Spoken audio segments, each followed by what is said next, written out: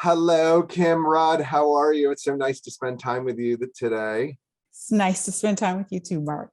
Yeah, that's great. So I've been looking forward to this conversation. Today, we're going to talk about communication and outreach strategies, especially to BIPOC communities and what that looks like, and how to think about, or how I, as a white man, should be thinking about my communication strategy as a company, as a or a government or whatever.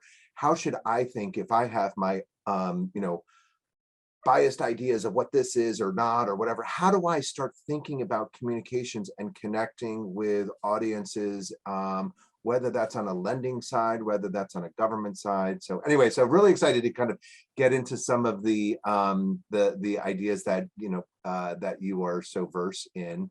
But before we start, if you could do me a favor, Kim, and just introduce yourself a little bit and tell me a little bit more about Rudd Communications. Sure. So I'm Kimberly Rudd.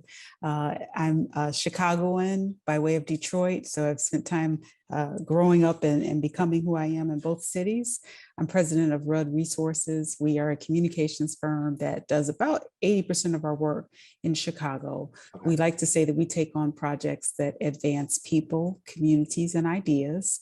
Mm-hmm. People tend to be Chicagoans, and very often the focus is on Chicagoans of color because the city is very focused on becoming a more equitable city after building itself in a way that was highly based on race and highly segregated.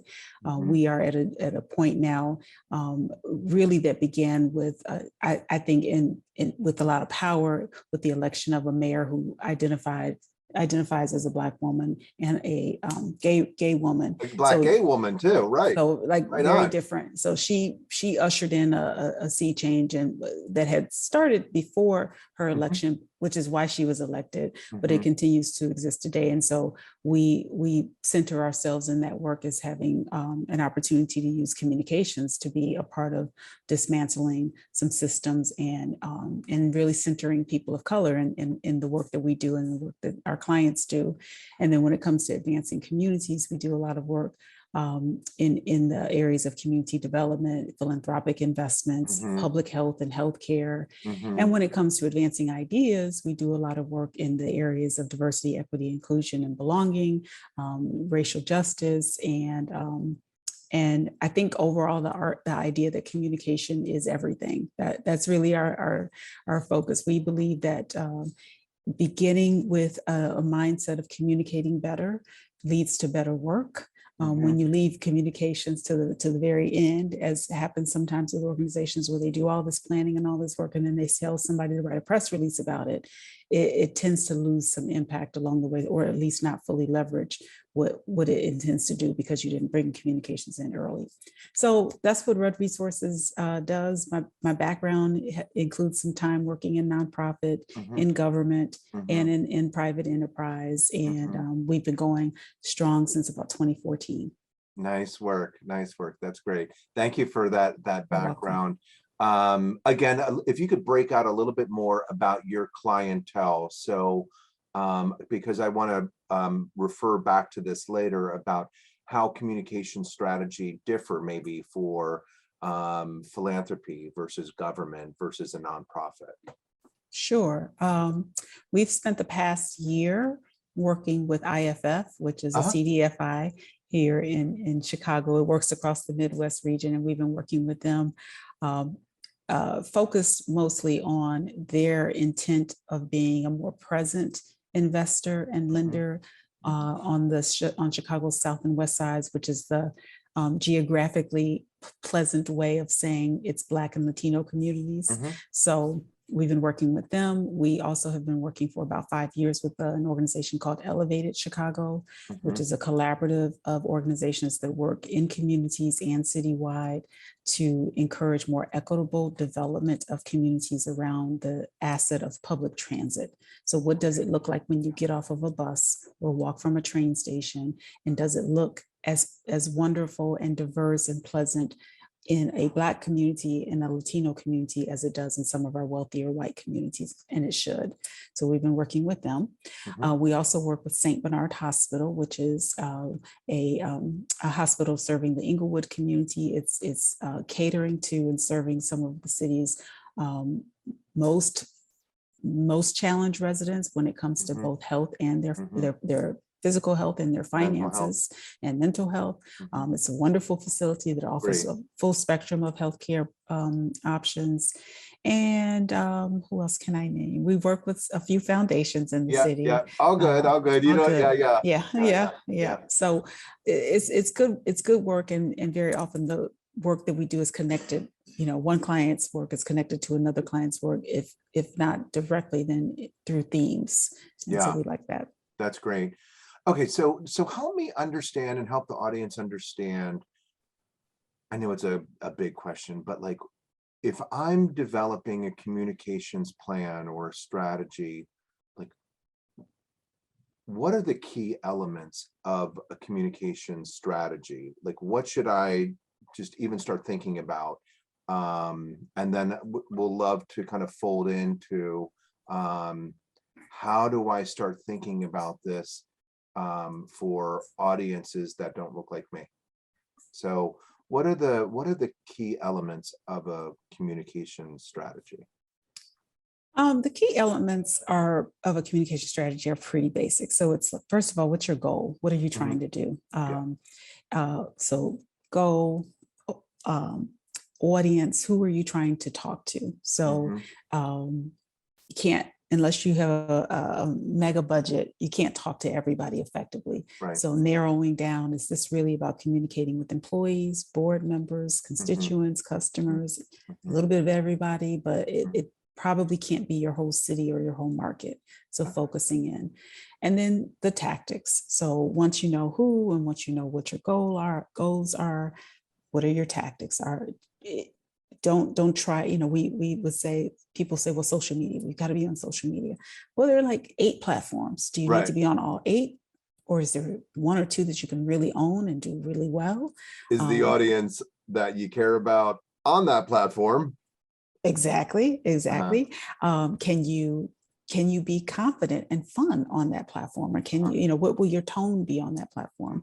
What other means of communications do you need to tap into, whether it's video, blogs, narratives, just sort of developing that strategy, and then developing that strategy in the context of who's going to do it. Or do you have dedicated staff? Does that staff need training? Do you need to bring on in outside resources? Can you afford to do it? So sometimes it's taking a mashup of the ideas that speak to your strategies, mixing it with the budget that you have and the people who you have, and then shaking it out to sift, the maybe 3 things that you can actually execute in that calendar year. A lot of times, we will develop a robust communication strategy, and we'll then shrink it down, and the client will say, well, is that enough? And very often it's right size, because you can't do everything. Right. You can't, your message will just be turned into gray matter and just, just get clouded. And then when it comes to speaking to audiences of color, usually the message can work for everybody. So developing messaging that is simple and straightforward, that invites conversations, as opposed to making people feel like they're being lectured to. Usually that works across the board for everybody. We really encourage messaging that is, we like to say, it's like checkers, not chess. It's not there to show other people how smart you are. And it's not there to detail the nuances of your job or the nuances of your organization's operations. Sometimes organizations think that their messaging has to tell people how they do what they do. Not necessarily. I don't need to know the details. I need you to talk to me about what you do in a way that helps me see how I fit into that. It gives me room to ask questions.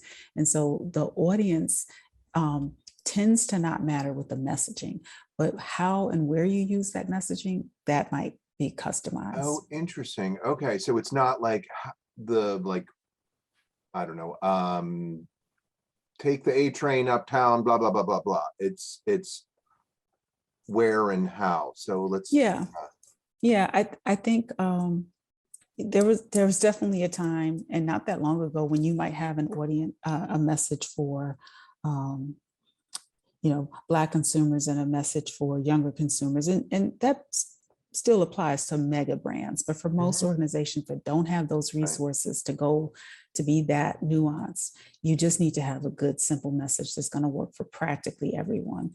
But then where you take that message is going to be different. So I'm sorry. So is that what you're saying about, like, whether it's social media or print or whatever, as to like where you take the message? yeah. So if you're doing print advertising, are you advertising in only in the daily paper in your city, Right. or are there some community-based papers that are really going to reach that nuanced audience, that audience of people who live on the north side, or that audience of can you translate it in Spanish or Hindu so that you can reach special populations like that?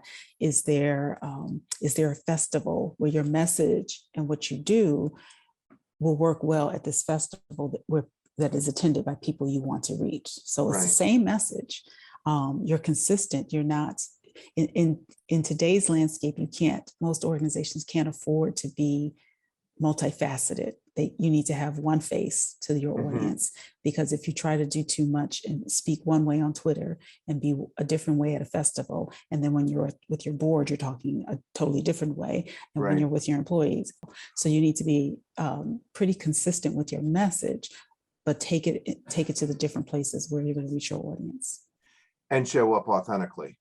And all the time, or else you'll be unearthed, uncovered, unmasked by somebody who's going to say, wait a minute, you said this over here, but when you were talking to this group, you said this. Which one is true? Who are you? So I want to get into where you've seen a good communication strategy and one that maybe kind of happened that didn't land as well. And you don't need to name names and all of that. But I do want to go back to something that you said, and you mentioned kind of the print ad, and it made me think too. You're saying, well, okay, the message is should be the same. Again, whatever, talking about public transit and go take the A train up to, whatever. But when it's print, then, and your focus audience is a community of color, I would imagine you want to represent communities of color in the print advertisement. Yes. Yeah, absolutely. So if you're an organization that is promoting public transit, that's what you stand for. So your message is pro public transit. But for that audience, you want that audience to see themselves in the ads. You want them to understand that first of all, if you're truly authentic, do you really understand why a certain audience may not be as pro public transit from their vantage point, from their experience? So sometimes communications is tied so connected to operations that you better look at both of them. So, the message may be take the A train, but if you took the A train from the community where your community of color lives, is that the same experience that you're getting from another community? And understand that. That's a part of that authenticity, is understanding the perspective. And then, some simple things like using photos of people of color, referencing, properly referencing the names of the organizations or the neighborhoods or the streets where people of color are living, having some context, understanding that, I'm trying to think of an example. We are really advocating for being less anonymous with photos. So if you are showing a person of color, can you identify that person? Do you have permission to use their photo? And if so, can you name them and tag them with their permission? So it just helps to authenticate a live person from the neighborhood. Exactly. Again, going back to that idea of being authentic. Yeah.